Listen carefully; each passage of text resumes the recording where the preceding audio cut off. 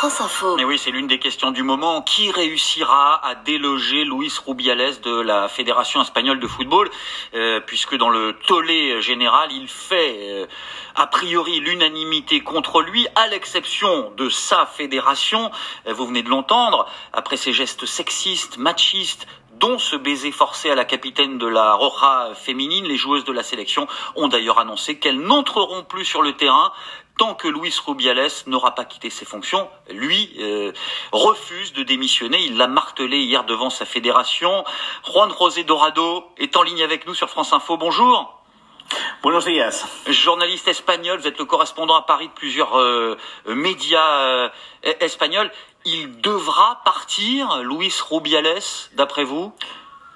Il devra partir. On ne voit pas aujourd'hui comment pourrait-il continuer à la tête de la fédération espagnole. C'est vrai que c'est un homme très polémique. Il a été par le passé, et ce comportement sexiste, ses propos misogynes. Il a un passif sur ces sujets-là.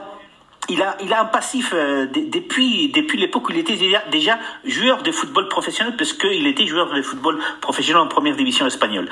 Donc il a un passif, et depuis qu'il est président de la fédération, il a rajouté encore à ce passif d'autres exploits entre guillemets, qui pour l'instant il avait réussi à sauver sa tête. Mais c'est vrai qu'aujourd'hui personne ne sait comment peut-il encore tenir soit quelques heures après, notamment le fait que les joueuses de l'équipe championne du monde aient décidé de quitter l'équipe d'Espagne, et d'autant plus que le gouvernement vient de porter plainte devant le tribunal administratif du sport en Espagne, qui va se réunir en urgence dès lundi prochain, ce qui ferait que dès mercredi, le gouvernement serait en mesure de suspendre M. Rubiales en tant que président de la fédération espagnole. Mais pour l'instant, le suspendre simplement. Donc là, ça se déchaîne autour de lui, mais on voit qu'il n'est pas facile de l'obliger à quitter son poste en réalité.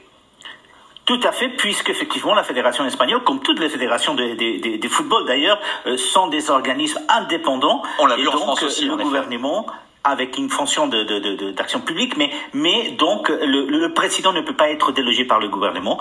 Il aura le droit de le faire certainement de mercredi prochain, de le suspendre, mais encore une fois, on ne voit pas comment va-t-il pouvoir tenir. Ce qu'on dit aujourd'hui, c'est que ce qui est certain, c'est qu'il essaye de gagner du temps pour peut-être effectivement choisir celui qui va le remplacer. En tout état des causes, aujourd'hui, c'est un débat sociétal, c'est aussi un débat politique, puisque M. Rubiales a annoncé qu'il va porter plainte contre trois ministres du gouvernement, les accusant justement de l'avoir donc malmené ou de l'avoir dénoncé avec des propos injurieux. Et alors, la Fédération espagnole de foot qui dit aujourd'hui que les accusations contre Luis Rubiales sont des mensonges, notamment ce qu'a dit et répété Jenni Hermoso, c'est-à-dire qu'elle n'était pas consentante pour ce fameux baiser forcé. La Fédération de foot espagnole est en plein déni de réalité, là ?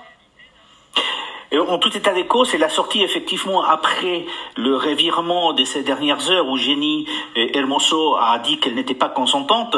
La fédération a sorti hier soir donc un communiqué avec des photos à l'appui ou qui viennent, disons, défendre la théorie comme quoi c'est elle qui a donné son aval pour ce baiser. Il y a une vidéo qui a été même sortie par la fédération où Jenni Hermoso était dans le vestiaire. Et à la question d'une des joueuses, elle disait tu l'as laissé ton bracelet? Elle a dit oui, je l'ai laissé mon bracelet. Donc vous voyez effectivement la fédération est derrière pour l'instant son président, mais attention, pas toute la fédération. On sait que parmi les gens de la fédération, de la commission des directions de la fédération, il y a beaucoup de personnes qui ont déjà présenté sa démission. Il est de plus en plus isolé, mais c'est vrai que M.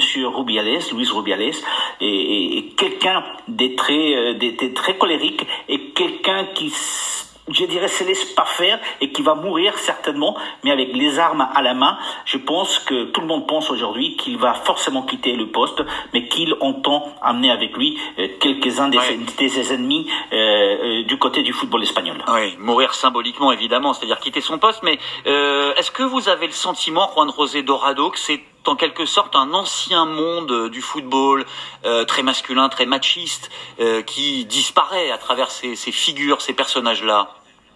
Oui, tout à fait, parce que monsieur, comme je vous disais, monsieur Rubiales a un passif en tant que joueur et en tant que dirigeant du football espagnol. Avant d'être dirigeant de la fédération, président de la fédération, il avait été président du syndicat des joueurs professionnels espagnols. Donc il a quand même un passif avec des propos et des actes qui laissent à désirer. Et c'est vrai qu'il était à la tête du football espagnol parce que, je vous ai dit qu'il y avait aussi un aspect très politique dans cette affaire. Vous savez, monsieur Rubiales est l'ennemi juré de monsieur Tebas, qui est le président de la Liga, et le gouvernement s'est appuyé pendant très longtemps sur monsieur Rubiales justement pour faire le contrepoids à monsieur Tebas. Il est obligé aujourd'hui de quitter certainement la présidence de l'Espagnol, mais c'est vrai, du football espagnol, mais c'est vrai que c'est l'ancien monde. Bien. Et de plus en plus de voix vous disent effectivement qu'il est temps qu'il quitte parce que ce dernier baiser volé à madame Hermoso, à la joueuse internationale espagnole, était peut-être la goutte qui a fait déborder le vase. Merci beaucoup Juan José Dorado, journaliste, correspondant à Paris de plusieurs médias espagnols, invité de France Info cet après-midi.